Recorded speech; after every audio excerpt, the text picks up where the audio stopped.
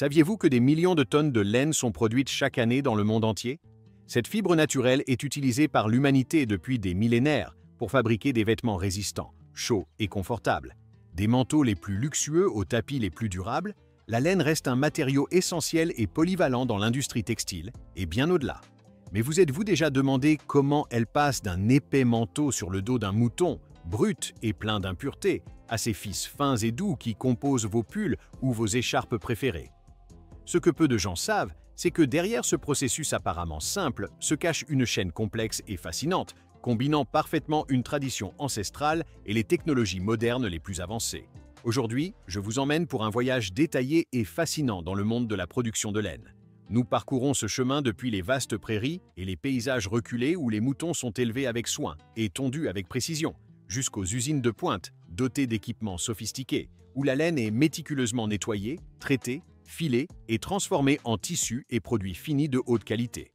Mais voici la grande question qui intrigue. Quel est le secret, cette alchimie, qui permet de convertir une fibre d'apparence rude, grasse et rustique en un produit final aussi doux, résistant, léger et agréable au toucher? Restez avec nous jusqu'à la fin, car nous allons explorer et découvrir ensemble chaque étape de cet incroyable processus de transformation, révélant les techniques et les savoir-faire qui rendent la laine si unique. Les moutons sont les compagnons de l'être humain depuis la domestication des animaux il y a plusieurs milliers d'années, jouant un rôle crucial en fournissant une source précieuse de laine, de viande et de lait. Mais s'il y a bien un domaine où ils excellent et qui les rend particulièrement précieux dans l'industrie moderne, c'est bien leur capacité remarquable à produire en continu une fibre naturelle aux propriétés uniques, la laine. Chaque mouton peut générer une quantité significative de laine par an, généralement entre 4 et 8 kg, bien que ce chiffre puisse varier considérablement en fonction de facteurs tels que la race du mouton, son âge, son état de santé, son régime alimentaire et les conditions climatiques. À l'échelle mondiale, cela représente une production annuelle colossale de plus de 2 millions de tonnes de laine brute. Cependant, il est essentiel de comprendre que toute la laine produite n'est pas identique. Il existe une incroyable diversité de laine, déterminée principalement par la race du mouton dont elle provient. Certaines races, mondialement reconnues pour la finesse exceptionnelle de leurs fibres, comme le mérinos, originaire d'Espagne mais aujourd'hui largement élevé en Australie et Nouvelle-Zélande, produisent des laines incroyablement fines, douces et luxueuses, parfaites pour les vêtements qui sont en contact direct avec la peau, comme les sous-vêtements thermiques ou les pulls délicats. D'autres races, comme le Lincoln, le Corriedale ou le Romney, génèrent des laines avec des fibres plus épaisses, plus longues et plus résistantes, idéales pour des applications nécessitant une plus grande durabilité, telles que les fils à tapis, les tissus d'ameublement, les isolants ou les feutres industriels. Les principaux pays producteurs de laine au monde sont historiquement l'Australie, la Chine et les États-Unis, suivis par la Nouvelle-Zélande, l'Argentine et l'Afrique du Sud. Cependant, les techniques de production et de traitement ne sont pas uniformes partout, tandis que dans certaines régions, l'élevage ovin et la production de laine perpétuent des méthodes plus traditionnelles, souvent à petite échelle et axées sur des races locales. Dans d'autres, de vastes exploitations ont adopté des technologies avancées, des pratiques d'élevage optimisées et des processus industriels modernisés pour améliorer la qualité de la fibre, augmenter l'efficacité de la production et répondre aux standards internationaux. Mais ici surgit une question logistique intéressante. Comment ces vastes troupeaux de moutons, parfois spécialisés, arrivent-ils dans différentes parties du monde, loin de leur terre d'origine? Un exemple notable est l'importation de moutons, notamment d'Australie, vers d'autres continents pour l'élevage. L'Australie est en effet l'un des plus grands exportateurs mondiaux de moutons vivants, destinés soit à l'élevage pour la reproduction et la laine, soit à l'abattage pour la viande dans des pays demandeurs. Pour transporter ces milliers d'animaux sur de longues distances maritimes, des navires spécialisés, appelés navires bétaillères ou livestock carrier, sont utilisés.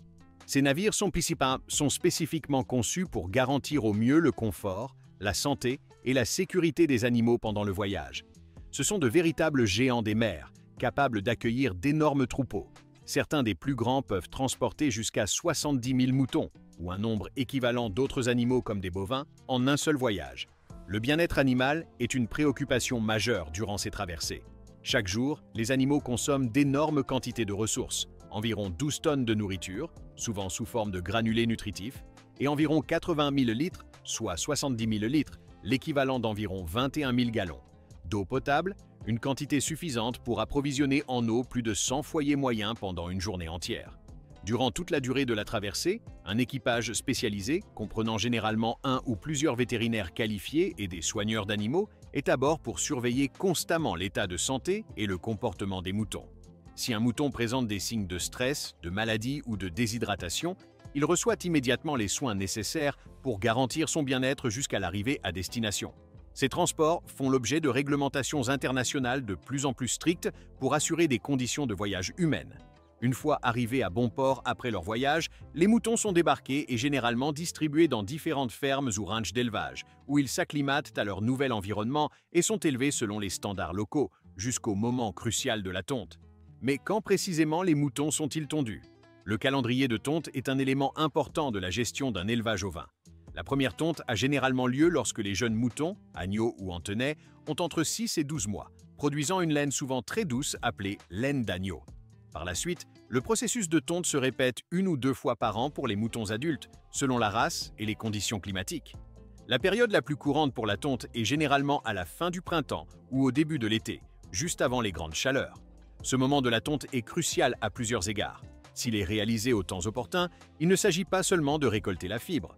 La tonte permet également de débarrasser les moutons de leur lourd manteau de laine, les protégeant ainsi du stress thermique et du risque de coups de chaleur pendant les mois les plus chauds de l'année. De plus, une tonte régulière et bien programmée stimule la pousse d'une nouvelle toison qui sera souvent plus propre, plus douce et plus uniforme au cours de la saison suivante. C'est une pratique essentielle tant pour la production de laine que pour la santé et le confort de l'animal. Cependant, la tonte n'est absolument pas une simple coupe de cheveux aléatoire. C'est un processus hautement technique qui exige une grande habileté, une précision méticuleuse et une solide expérience de la part du tondeur. Les tondeurs professionnels sont des artisans experts dans leur domaine. Avec leurs tondeuses électriques spécialisées, ils peuvent tondre complètement un mouton en un temps record, souvent en moins de 2 minutes. Les tondeurs les plus rapides et expérimentés, dans des conditions idéales, peuvent même tondre jusqu'à 300 moutons ou plus en une seule journée de travail intense. Le secret de cette efficacité et de cette rapidité réside en grande partie dans la capacité du tondeur à gérer et positionner correctement le mouton. Si l'animal est maintenu dans une position stable et confortable, il est plus susceptible de rester calme et détendu, ce qui rend la tonte beaucoup plus rapide, plus sûre pour l'animal, réduisant le risque de coupure, et plus efficace pour le tondeur. C'est pourquoi les tondeurs expérimentés emploient des techniques spécifiques pour manipuler les moutons, en les tenant fermement mais avec douceur, souvent en les asseyant sur leur arrière-train, ce qui limite leurs mouvements brusques et imprévus. Le processus de tonte lui-même suit un schéma précis et méthodologique. Il commence généralement par le ventre et les pattes intérieures, car c'est la partie où la laine est souvent moins dense et plus facile à aborder.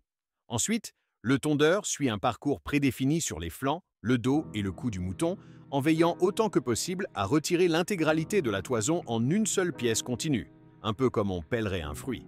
Cette méthode, consistant à retirer la toison, appelée le vélon, en une seule nappe cohérente, est fondamentale. Elle permet d'éviter que les fibres ne soient coupées en morceaux courts, ne se cassent ou ne s'emmêlent excessivement, préservant ainsi la longueur et l'intégrité des fibres, critères essentiels pour la qualité future du fil. Un vélon bien tondu est plus facile à classer et à traiter par la suite. Lorsque le tondeur a terminé son travail, le mouton, maintenant débarrassé de son lourd manteau, est relâché et rejoint son troupeau, se sentant visiblement plus léger et plus à l'aise, prêt à profiter des pâturages.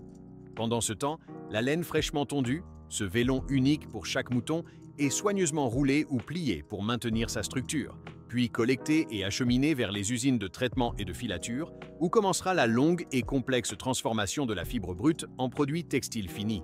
Mais ici surgit une autre question clé et essentielle. Comment cette laine, dans son état brut, sale et graisseux, est-elle nettoyée, préparée et traitée pour passer de cet état rustique à un fil fin et à un tissu doux, propre et agréable au toucher, prêt à être porté ou utilisé?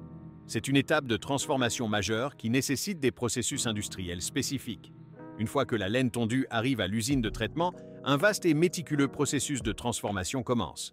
À première vue, la laine fraîchement coupée peut donner une impression de douceur, mais en réalité, elle est recouverte d'une grande quantité d'impuretés naturelles. Elle contient une proportion importante de graisse naturelle, appelée suin ou lanoline, ainsi que de la poussière, des résidus végétaux, herbes, paille, épines, de la terre, du sable, des excréments et de la sueur de l'animal. Toutes ces impuretés doivent impérativement être éliminées avant que la laine ne puisse être transformée en fil et en tissu de qualité. Le premier pas dans l'usine est la classification ou triage du vélon. Des ouvriers qualifiés et expérimentés inspectent chaque toison individuellement et la séparent en différentes catégories, basées sur plusieurs critères essentiels. La finesse des fibres, leur longueur, leur résistance, leur couleur, leur propreté et la présence éventuelle de jarres, fibres rêches. C'est une étape cruciale qui détermine l'usage final de la laine. La laine de meilleure qualité, c'est-à-dire celle dont les fibres sont les plus fines et les plus longues, typiquement la laine mérinos extra fine, est destinée à la fabrication de fils pour des vêtements de haute qualité et de grande valeur, comme les costumes haut de gamme, les pulls fins ou les châles délicats. Tandis que la laine plus épaisse, plus courte ou moins uniforme est utilisée pour des applications nécessitant moins de finesse mais plus de robustesse, comme les fils pour tapis, les tissus d'ameublement, le feutre technique ou les matériaux d'isolation. La classification ne s'arrête pas à la qualité intrinsèque de la fibre. Elle prend aussi en compte la couleur et la texture. Les laines blanches ou de couleur très claire sont généralement les plus recherchées et les plus valorisées sur le marché, car elles peuvent être teintes dans une très large gamme de couleurs, y compris les tons les plus clairs et les plus vifs, avec une excellente uniformité. En revanche, les laines naturellement colorées, noires, brunes, grises, sont souvent utilisées pour des produits où la couleur naturelle est souhaitée ou qui seront teints dans des tons foncés. Après l'étape de classification et de tri, la laine passe par un processus de lavage industriel intensif, souvent appelé dégraissage. Elle est introduite dans de grandes cuves ou des trains de lavage continu remplis d'eau chaude, mais pas bouillante pour ne pas endommager la fibre, et de détergents doux spécifiques aux fibres protéiques. Ce lavage est essentiel pour dissoudre et éliminer la saleté, la sueur soluble et, surtout, la lanoline, cette graisse naturelle qui peut représenter jusqu'à 25% du poids d'une toison brute. La lanoline elle-même, bien qu'elle doive être retirée de la laine pour les étapes de filature et de tissage, n'est pas un déchet. Elle est un sous-produit de grande valeur. Ses propriétés émollientes, protectrices et hydrophobes la rendent très demandée dans de nombreuses industries, notamment la cosmétique et la pharmaceutique. De fait, de nombreuses usines de traitement de la laine disposent d'installations pour récupérer et purifier la lanoline extraite pendant le lavage et la vendent ensuite à des entreprises qui l'utilisent comme ingrédient clé dans une large gamme de produits. Crèmes hydratantes pour la peau, baumes à lèvres, lotions pour bébé, produits capillaires, savons et même des pommades médicinales pour apaiser les irritations. C'est une partie importante de l'économie de la production lainière. Pendant le lavage et le rinçage, la laine est doucement agitée par des systèmes mécaniques pour aider à détacher les impuretés, et l'eau sale passe à travers des filtres pour retirer les particules solides. La laine est rincée à plusieurs reprises dans de l'eau propre jusqu'à ce qu'elle soit parfaitement débarrassée de tout résidu de saleté et de détergent. Les usines modernes investissent également dans des systèmes de traitement des eaux usées pour minimiser leur impact environnemental. Cependant, même après un rinçage complet, la laine est encore très humide et pleine d'eau. Elle doit être séchée soigneusement avant les étapes ultérieures. Un séchage inapproprié pourrait endommager les fibres, les rendre cassantes, provoquer un rétrécissement excessif, feutrage, ou altérer leur douceur. Pour cela, la laine lavée est introduite dans d'énormes séchoirs industriels. Ces machines utilisent des courants d'air chaud contrôlés et uniformes, circulant à travers la masse de laine pour évaporer l'humidité. Ce processus de séchage doux et progressif garantit que la laine retrouve son volume naturel, sa souplesse, son gonflant et ses excellentes propriétés isolantes, sans que les fibres ne soient exposées à une chaleur trop intense ou à un stress mécanique excessif. La laine séchée sort prête pour les étapes mécaniques qui vont la transformer en fil. Avant de passer à l'étape cruciale du filage, la laine peut, selon sa nature et sa qualité, subir une ou plusieurs étapes de préparation. L'une de ces étapes, si nécessaire, est le desserdage. Ce procédé mécanique vise à éliminer les fibres les plus épaisses, rigides et non désirées, appelées jarres ou poils de garde, connues sous le nom anglais de kemp, qui ne sont pas de la vraie laine et ne se teignent pas bien. L'élimination des jarres améliore l'uniformité et la douceur du fil final, bien que toutes les laines ne nécessitent pas cette étape. L'étape suivante, absolument fondamentale dans la préparation à la filature, est le cardage. Le cardage est le processus par lequel la laine lavée est séchée, qui forme maintenant une masse de fibres enchevêtrées et désordonnées, et démêlées en profondeur et où les fibres individuelles sont séparées, parallélisées et alignées dans la même direction. Pour ce faire, la laine passe à travers une série de rouleaux rotatifs, recouverts de milliers de fines pointes métalliques ou de cardes. Ces rouleaux tournent à différentes vitesses et agissent ensemble pour ouvrir les touffes de fibres, éliminer les derniers petits nœuds ou impuretés restantes et étirer doucement les fibres pour les aligner. Le cardage améliore considérablement la douceur et l'uniformité du matériau. À la sortie de la machine à carder, la laine ne forme plus une masse désordonnée, mais une nappe légère et uniforme, qui est ensuite généralement façonnée en une longue et fine mèche, ou ruban de carde. Ces rubans sont composés de fibres alignées, mais ne sont pas encore suffisamment liés entre eux pour former un fil résistant. Cependant, avant que ces rubans de carde ne progressent vers la filature, une dernière inspection de contrôle qualité est souvent réalisée. Des opérateurs expérimentés examinent visuellement et tactilement les rubans pour s'assurer qu'ils sont uniformes, qu'il n'y a pas de sections fines ou épaisses irrégulières et qu'aucune impureté n'a échappé aux étapes précédentes. Toute irrégularité pourrait affaiblir le fil ou créer des défauts dans le tissu fini. Une fois que la laine a été cardée avec succès et a passé l'inspection finale, elle est parfaitement préparée et prête pour l'étape de transformation majeure suivante, le filage. Comment ces rubans de carde, composés de fibres alignées mais encore lâches et non liées, sont-ils transformés en fils solides, continus et uniformes, capables de résister aux tensions du tissage ou du tricotage? C'est le cœur du processus de filature, et nous allons le découvrir dans la partie suivante. Après le cardage, la laine est propre, démêlée, et ses fibres sont alignées en longs rubans vaporeux, appelés mèches ou rubans de carde. Mais à ce stade, elle n'a ni la cohésion ni la résistance nécessaires pour être utilisée dans la fabrication de textiles. C'est ici qu'intervient l'étape cruciale du filage. Le filage est le processus mécanique qui transforme ces rubans de fibres en fils continus, en leur donnant de la solidité et de l'uniformité. La première action mécanique dans la machine à filer, qui peut être de différents types, comme des métiers à filer continus ou des ranvideurs, est l'étirement du ruban de carde. Le ruban passe à travers une série de paires de rouleaux qui tournent à des vitesses progressivement plus élevées. Cette différence de vitesse étire le ruban, réduisant son diamètre et alignant davantage les fibres. Immédiatement après l'étirement, une torsion est appliquée aux fibres étirées. C'est cette torsion, en enroulant les fibres les unes autour des autres, qui lie les fibres entre elles et donne au fil sa résistance et sa cohésion. La quantité de torsion appliquée est un paramètre de contrôle essentiel et très précis dans le processus de filature. Elle a un impact majeur sur les propriétés finales du fil et, par conséquent, sur celles du tissu. Si l'on applique trop de torsion, on obtient un fil très solide, mais il sera aussi plus rigide, moins doux et plus sujet à former des nœuds. Si, à l'inverse, la torsion est insuffisante, le fil sera faible, se cassera facilement et manquera de durabilité. Le niveau de torsion est donc soigneusement adapté en fonction du type de laine, finesse, longueur des fibres et de l'usage final prévu du fil. Par exemple, un fil pour un pull doux aura moins de torsion qu'un fil destiné à un tissu d'ameublement très résistant. Pour les laines les plus fines, notamment celles destinées aux vêtements de haute qualité, une étape supplémentaire appelée peignage est souvent insérée après le cardage mais avant le filage. Le peignage est un processus plus coûteux et plus complexe que le cardage simple.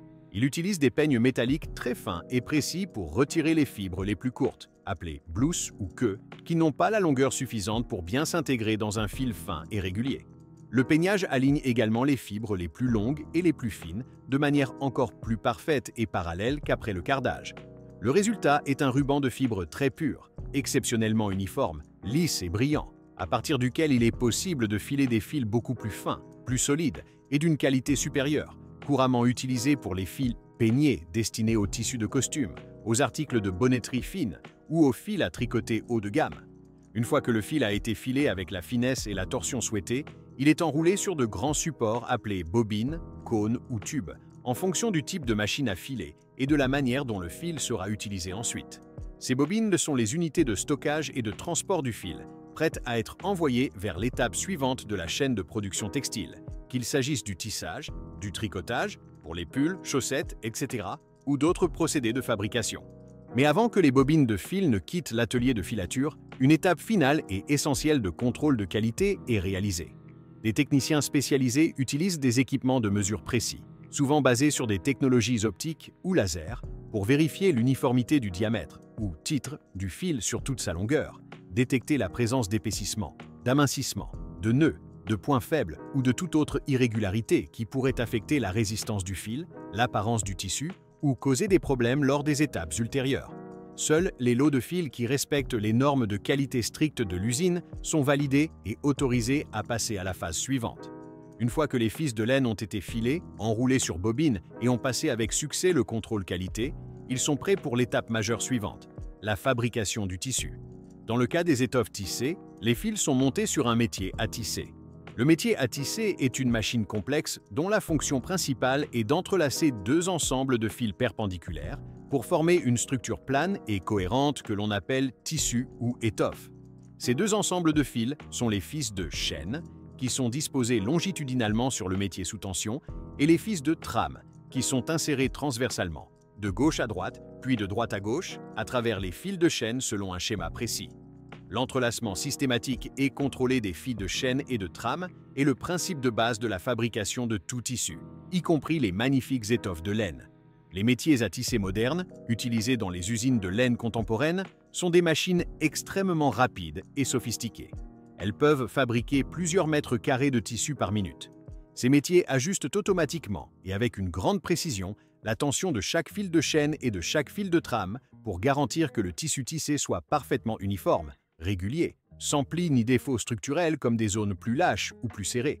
Certains métiers les plus avancés sont même équipés de systèmes électroniques et de capteurs optiques intelligents capables de détecter instantanément la rupture d'un fil, une erreur dans le motif de tissage ou toute autre imperfection et d'arrêter la machine automatiquement pour permettre une intervention rapide, minimisant ainsi les pertes de matière et de temps.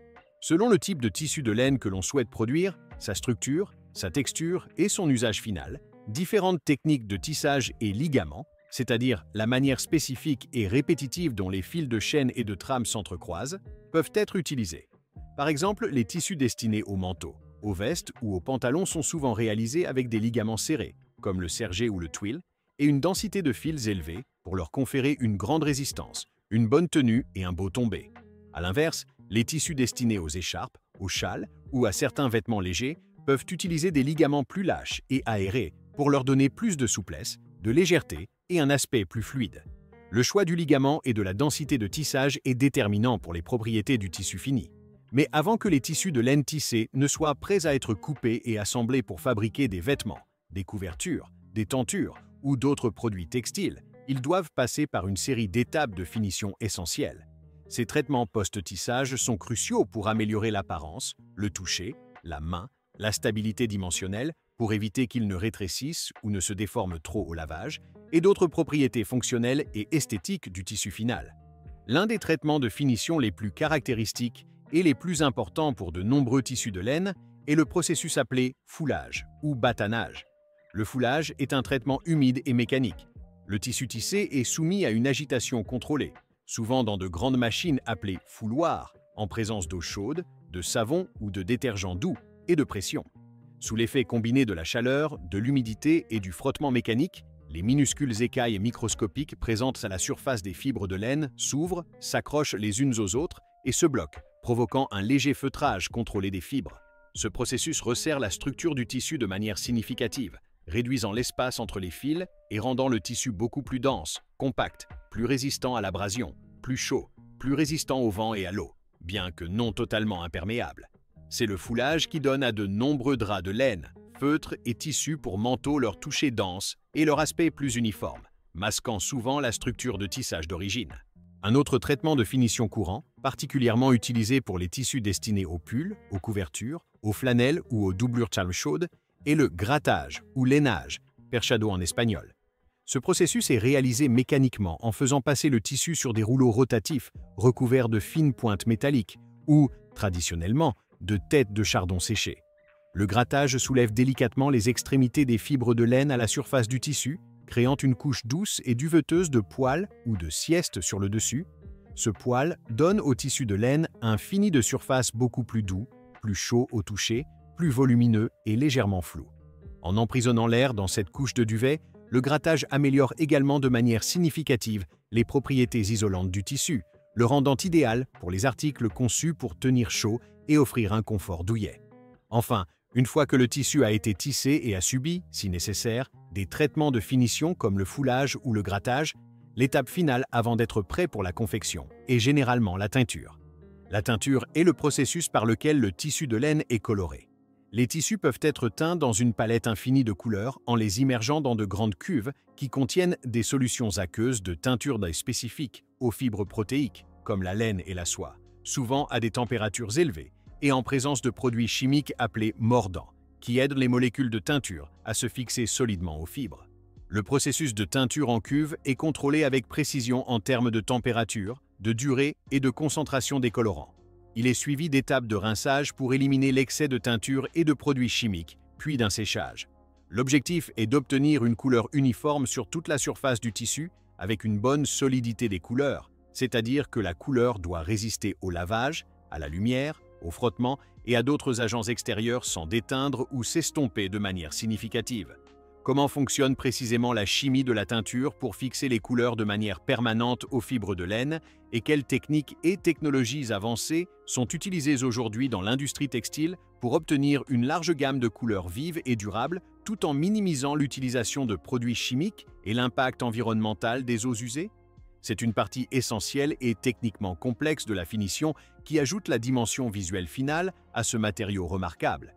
Des vastes prairies pittoresques où les moutons broutent sont élevés avec soin, en passant par le processus exigeant et précis de la tonte, jusqu'aux méga-usines de pointe équipées de machines sophistiquées où la laine est méticuleusement sélectionnée, nettoyée en profondeur, traitée, filée avec précision en fils résistants et tissée en étoffe de haute qualité.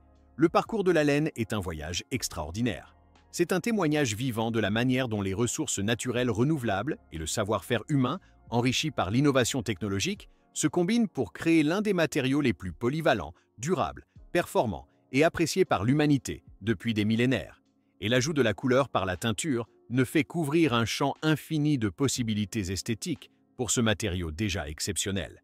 L'industrie lainière continue d'évoluer, intégrant des préoccupations croissantes pour la durabilité, le bien-être animal, comme les certifications de type Responsible Wool Standard, RWS, et le développement de traitements innovants pour rendre la laine lavable en machine, résistante à l'eau ou aux mites, etc., assurant ainsi la pertinence de la laine pour l'avenir du textile.